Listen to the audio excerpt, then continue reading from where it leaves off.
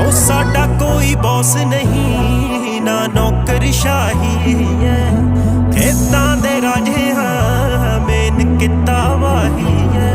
रंग पक्के